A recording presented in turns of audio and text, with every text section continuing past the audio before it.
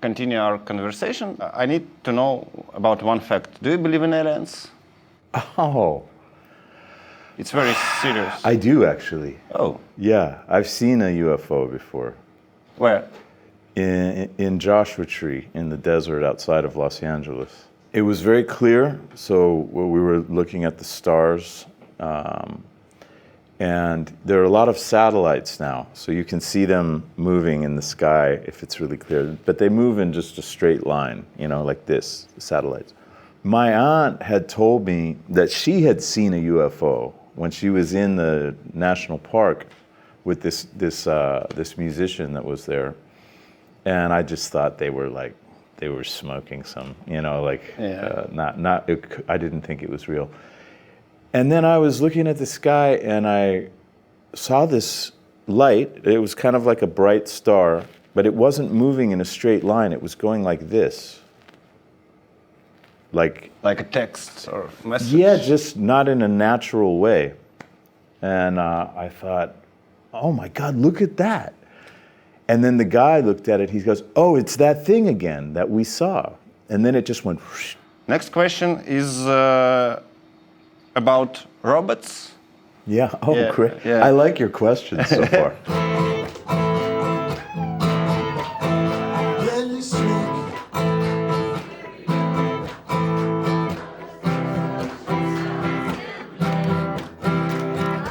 It's pretty simple, but you have a song with the same name. Yeah. What is the song about? In a lot of movies and books, when they talk about robots, it's always like they're going to take over, they're going to be evil. They're always evil, often evil robots. But I thought, what if we were able to create robots who had the best aspects of humans without the worst aspects? Robot with a soul. Yeah. Yes, like robots that like poetry and are very kind and empathetic. All the best things about humans, but they're not jealous or murderous or angry or all the kind of leftover caveman things that we have, these instincts that we need or have needed to keep us alive, but are perhaps increasingly less necessary, you know. But that still plague us, that plague me. And so the song's about, I would rather be a robot, you know. I would rather be one of these beings that's kind of on a higher plane, you know. Yeah, I understand. And I saw the music video. It was pretty cool. And how you get the idea of the script? People used to ride horses, and they moved on to cars, then on to big jet planes and rockets to the stars. Why is my soul any different? Trapped in this delicate skin, I'd rather be made of titanium and free of all my sins. I'd rather be a robot. I'd rather be a robot. I'd rather be a robot while I'm in this world. I'd rather be a robot writing poems on a Sunday afternoon. Перестань со мной быть сильным и как робот стальным. Я же вижу, ты устал и немного простыл. Хватит с меня сомнений и спокойствия хватит. Я хочу, чтоб тебя смущало мое откровенное платье. I think I first found this robot. I found this one robot, and a toy robot, and then I found this other one, and I got the idea that they were the one was a male robot and the other was a female robot, and he was in love with her, but he'd somehow lost her, and he was looking for her again everywhere. And so that's the storyline of the video. It's very cool. I think maybe sometimes you should make the continue of this story, because Why not? it will be cool. Yeah. Wondering why we're here. Robots are humble and empathetic lies. What do you prefer more, big concert halls or in a small, cozy places like we are sitting now, for example? Well, they can both be really fun, just in different ways. You know, if you're in a big hall, the energy can be incredible. You know, it's a very intense energy. But a small place, it has such a cozy feeling. I did a bunch of shows a few years ago called Breakfast at Night with David Brown, where play small shows like in a little club like this or in a house, you know. And I would Like cook, a flat? like a flat, yeah, like a kvartirnik. And I would make pancakes before the gig. Like I make really good pancakes with fruit in them and stuff. So I would cook pancakes, and then the whole place would smell like pancakes, which is, you know, the coziest smell ever. And we would all eat them, and then I'd play the gig. Oh, cool. Sounds tasty. I'm writing to you from the twilight zone, the world that you remember is already gone. They're hoping by September a vaccine might come along. The name of your band. This is the name of the capital of Congo, and you created the band in the time of civil war in Congo. Is it Yes. true? Yeah. Did you have any other options of the name of the band? Yes, many.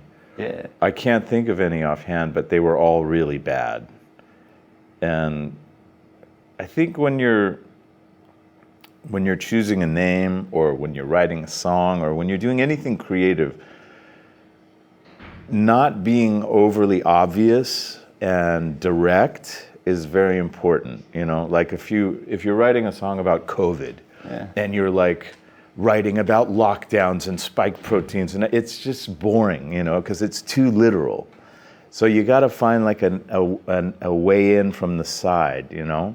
And it's, I think, the same with a band name. It's really hard to find one that isn't just somehow mundane and boring. So I was reading the newspaper, and there was an article about the Civil War, and I saw in the Dateline that it said Brazzaville, and AP or Reuters or whatever, and I was like, what a beautiful word. It's just, it's weird. It, you know, but beautiful. Original. Yeah, and I called this guy. There was a guy, he died a few years ago, but in Los Angeles, named Joe Frank, who was a radio personality. He told stories on the radio, and he had like a cult following of people, you know, that myself included, that loved his stuff.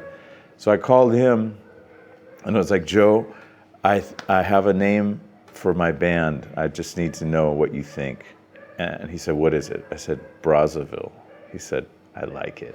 So I was like, okay. Cool. That's Me not- too, because, for example, now I know the name of the capital of Congo. Have you ever been in Brazzaville? No. Oh, cool. But my Facebook page is completely hijacked by guys from Congo, because I don't think they understand that it's not related to Congo, so they tag me in everything, you know, like all sorts of stuff related to Brazzaville. Do you want sometime to have a concert in? Yeah, I would love to, yeah. It sounds fun. What is the most important song of your band for you?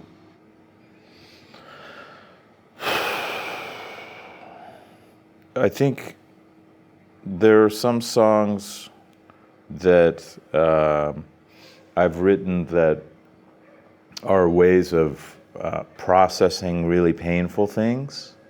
Like The Clouds in Camarillo is one of those because it was about my mother and her experience in a mental hospital and everything. The clouds in Camarillo shimmer with a light that's so unreal.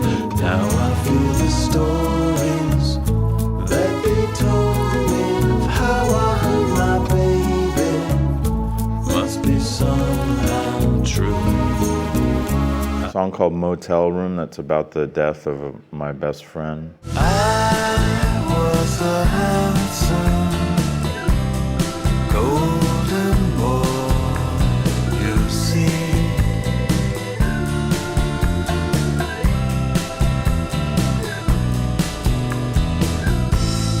Full of summer morning poetry.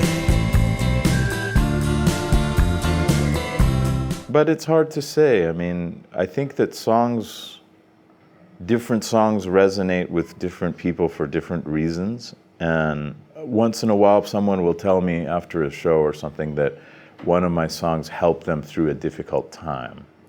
And that to me is the greatest compliment, that I could ever get, because music did that for me many times in my life. They say actually that the origins of music, of groups of people singing together, was a way of banishing fear in times of great stress, like war, things like that. When things were just too difficult to handle, it was a way to get through it, you know? Yes, I think it maybe is last recipe now.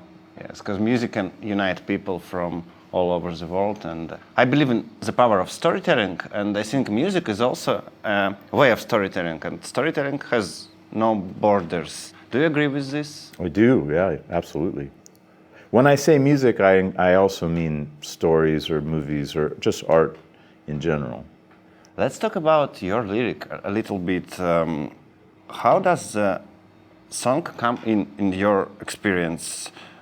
Does it all start with a melody or with a text or with idea? What is your secret?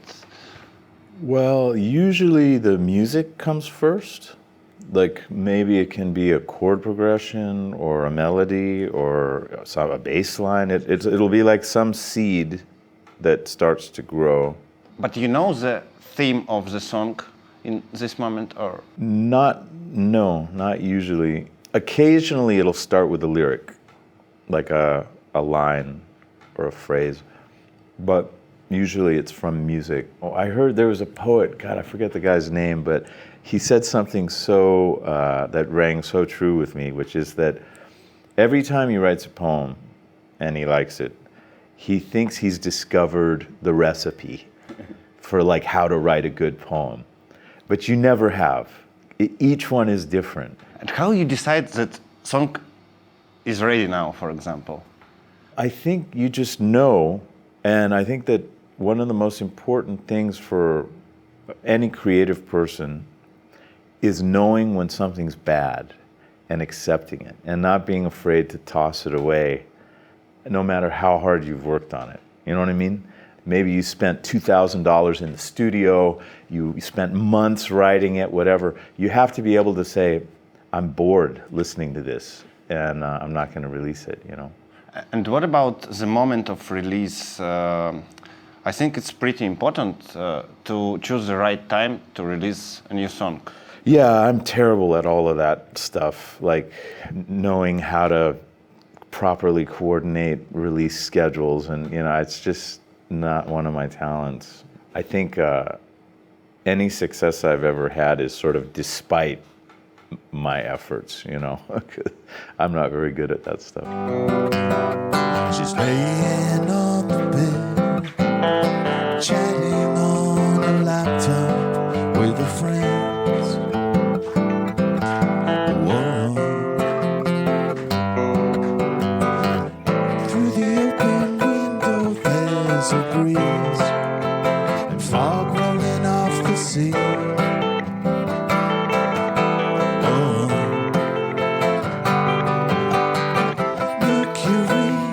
Starfish in the watch the ship sails away.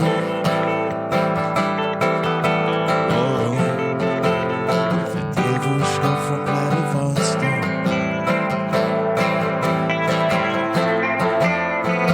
Девушка from Vladivostok. Whoa, whoa, whoa, from Vladivostok. She's a девушка from Vladivostok. I think you traveled a lot, and I have a few questions. What is the best place in the world, in our planet? You've been for vibe, maybe Vibe. yeah, or humans. I don't know. One of my favorites is Istanbul because the Bosphorus, you know, like I have a weird theory that places that are very seismically active and dangerous, like with earthquakes and things, also have a lot of creative energy.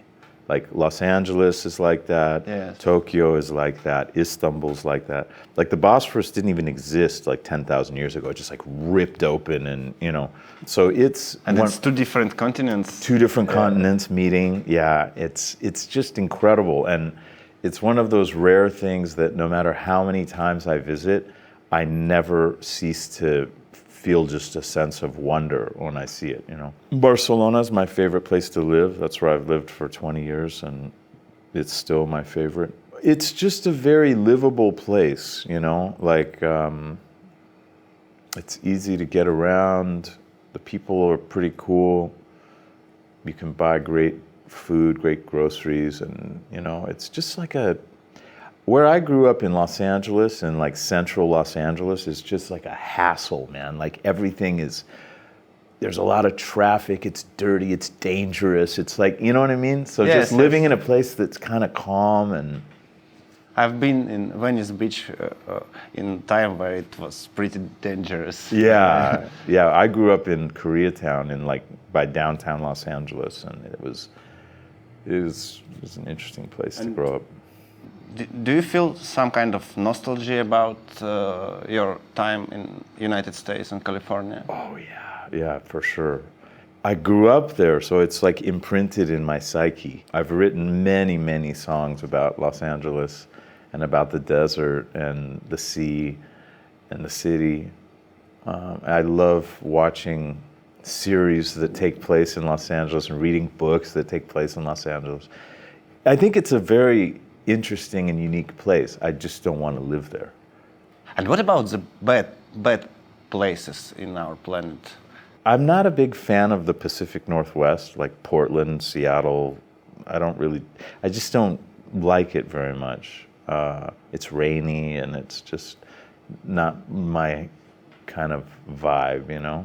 I'm not a huge fan of the UK either. I know people love it there, but it's not really my favorite I cannot place. just speak with them because their English it's too British. They cannot understand anything. I mean, there's of course tons of great people from there, but it just isn't like England, Ireland, Scotland. It's not really my favorite. And Europe? My favorite is Amsterdam, to be honest. Amsterdam's a great city. They have really good cheese. And the sound of the city it's a megapolis, but it's so quiet. Yeah. Like a village, and it's Yeah, it's cool. true. Yeah. It is great. That's one of the great cities. You also sometimes act as a director of your videos. I don't know if I'd say that, but sure.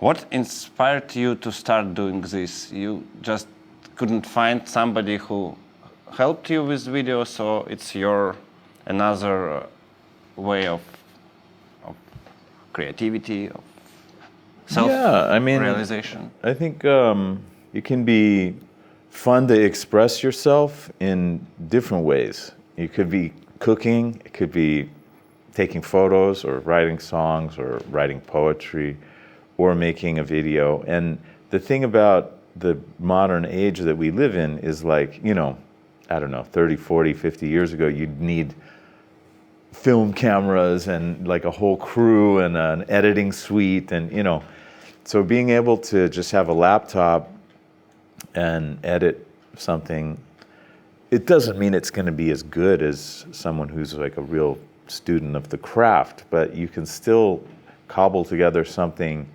that kind of matches the aesthetic that you're looking for, you know? And why music bands need music videos? It's like a marketing tool, or it's more about to tell the story full? I feel like the whole music business is so different now than it used to be. That and the way that people consume everything is so different now. Like the idea of an album, it's like nobody listens to albums. They listen to, if you're lucky, they'll listen to a full song in a playlist, you know. More than likely they're listening to something in a reel or a TikTok video for however many seconds, you know. So it's been... What do you think about new music industry? Spotify and other platforms changes the rules, and now artists should create twice or 5 times more songs to earn money, and it's not only about creativity anymore. It's about to be on the media every month, to make a new release every week. I think it's not good for the art. Yeah, I agree. I mean, I think Spotify is a great thing in many ways because you just have everything you could ever want to hear, like at any moment, which is great. But I mean, that's just, to me, there's kind of 2 distinct subjects. One is Spotify, the other is social media platforms. And I think that unfortunately, a lot of humanity has been hijacked with like extreme narcissism. The desire to be the center of attention and to get attention. And I think it bleeds into everything. It doesn't matter what the subject matter is. You could be, I don't know, talking about your dead mother, or you could be filming a kitty cat, or you could be releasing a new song, but the goal is the same, like to get a lot of likes. And, you know, it's reduced our attention spans. It's reduced our ability to be patient with consuming content, for But example. I don't believe that you are thinking about the likes and... I don't, no. But I think I'm just old, you know, and rare, or like I think most people, this is part of their thing. For me, we live for this short little time, you know what I mean? Yes. And then we're dead. So I'm more concerned with trying to leave something that maybe might be valuable to somebody, a song, you know what I mean? About the moment, the moment is much better than the result. Like, for example, a little while back, I was in our apartment in Istanbul with Kenny, my guitar player. And we had such a nice time. I'd cook us dinner, we'd eat, and then we'd sit and we'd play music for a couple hours. And we didn't film it, we didn't post it, we didn't make a story about it. It was just 2 friends hanging out playing music. And that's really rare nowadays. You know what I mean? Yeah, without a camera. Yeah. No camera, no phone, no need to say, hey, look at us, look at how great our life is. Like, Subscribe. yeah, yeah, just, and you know, I think that there's a value to that, a value to like private time. Time for yourself. Time for yourself and your friends, you know, where you're just like hanging out with somebody that you really love, and you're having a conversation, or you're making a meal, and it doesn't have to be blasted out to the whole world, often with the intention of making people jealous.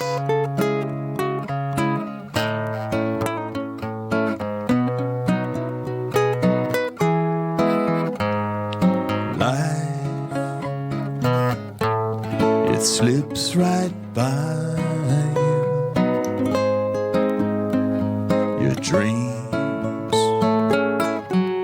all left behind you. It's cold and rain is falling. A lonely day is dawning. Now I want to speak a little bit with you about the music industry, because I know that you have a brand of microphones created in Russia, Soyuz, and it's pretty cool stuff. And a lot of my music friends tell me that it's really one of the best brands in the world. Can you tell a story about this? Is it true that you, for example, find an investor in a train? That is Oh, true, really? yeah. That is true. I'm looking for investors. how it was. Well, Kenny, he always says I have the best luck of anyone he's ever met. And it's true, early on in the company, I founded it with my partner, Pavel. We were looking for investors, and I was going on Sapsan from Moscow to St. Petersburg to play a gig. And I was sitting in the restaurant car, and I was actually drawing a microphone, like working on a thing. And there was a family sitting across the aisle, and it was a dad and a mom and 2 kids. And the dad had a laptop, and he was playing some music really, really, really quietly. But I listened, and I thought, all I could hear was the tambourine. And I thought, that sounds like how I play the tambourine. And I look over, and he looks at me, and he goes, "Is it you?" And I was like, "I don't know, I can't hear it." He turns it up. I'm like, yeah, that's me. Cool. So Wow. I invited him to sit down, and we chatted, and I told him about because he asked what I was doing, and I told him about Soyuz. And he's like, "Wow, that's amazing that you started a business in Russia, and you're able to make it work." And I was like, "Yeah." He goes, "I'm an investor, and I'm always looking for interesting things to invest in. It's very hard to find stuff. I just buy flats and websites." And I said, kind of as a joke, "Oh, maybe you should invest in Soyuz." And he said, "Maybe I will." So he came to the gig that night, and he invited me out for dinner after, and we were talking. He goes, "I thought about it, and I want to invest." Yes, that's the power of music, I think. Yeah. Very cool. What about your strategy now about Soyuz? Well, it goes well, like they're great mics, they're great products. Obviously, it's a challenging time geopolitically, but that's always been the case, like if you look at companies like, I have like this little camera called a Minox that my grandfather gave me. If you look at their history, like they started, I don't know, in Riga, then they had to move to Estonia, then they had to move to Germany because the war and this, and it's always like, you have to pivot, Yeah. So, yeah, we continue working. All goes well. There's challenges, but there are always challenges in life. And, yeah. Is it hard to mix business and music? Yeah, sometimes. Usually I can balance it pretty well, but sometimes I just disappear from business. Like, I just don't answer anybody. Like now, when I'm on tour and stuff, I kind of just leave it to the other people to some degree, as much as I can. But it's really fun. I mean, I can only really do things that are fun for me. Yeah. And designing mics, that's fun. Building businesses is fun. Playing music is fun. Do you have the things in your life that you don't like to do? Like anything official, like taxes, paperwork, anything to do with like signatures, being a responsible documents. human being, I'm really bad at. Uniquely ill-suited. Yeah, me too. Really? Yeah. Tell me, please, the story about the girl called Raketa. Rocket. The girl that sent you a demo of a song. Yeah, that was just a fake story. It's a fake story. Yeah, you mean by the carrier pigeon? Oh, now we know that it's a fake story. Yeah. Okay. It was because it was Zemfira. Yes. Yeah, Zemfira. No, she just wrote me an email and asked me if I would write some lyrics in English for the verses of that song, and if I would sing it. And I listened to it. I was like, oh, it's really cool. It's a really cool song. It was but your actually, Russian level of your Russian in this song is Russian. Really? Yes. Oh, thanks. Моя любовница, такая умница, за меня молится, во сне целуется моя любовница, такая умница, за меня молится, во сне целуется. I think it's very difficult to pronounce this type of text Yeah. with melody. Well, yeah, it was really interesting. She's such a talented person, but like when she sent me the music, the part I had to write in the verses, the chords were kind of so different from what I would normally do that it was like a really interesting exercise to find a way into it melodically, you know. But it was fun. Yeah, it was this song now in my playlist every day. Oh, cool. Your home right now is Barcelona, yes? Yeah. But where is your soul? I think because I've traveled so much in my life, that's kind of a natural state for me, you know, like airplanes, airports, hotel rooms. Of course, Barcelona's my home. My family's there, my home is there. But traveling in the world makes me feel very at home too. The last question. What is the meaning of life? Let me try to not sound like an idiot. I think the meaning of life is being of service to others. And when we realize that God will take care of us and we must take care of each other, then we get close to the true reality, which is that there is no separation between us, between people, between us and our world and our universe, because it's that illusion of separation that makes us feel pain, you know, that makes us feel like that deep inner pain. But it's not real, it's an illusion. So finding our way back out of that, I think, is the purpose of our journey here.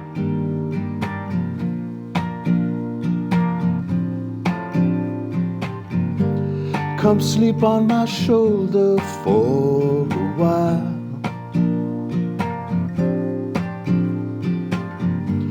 Let go of our troubled world. Sleep like a little child.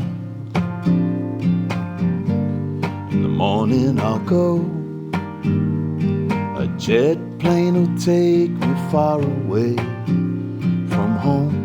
So sleep on my shoulder for a while.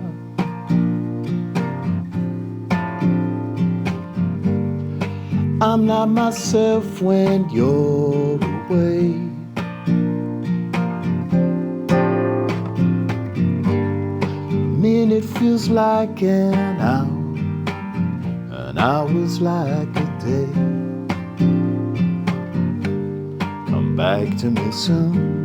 No, I feel like I'm on the dark side of the moon, a frozen and lightless stream of days.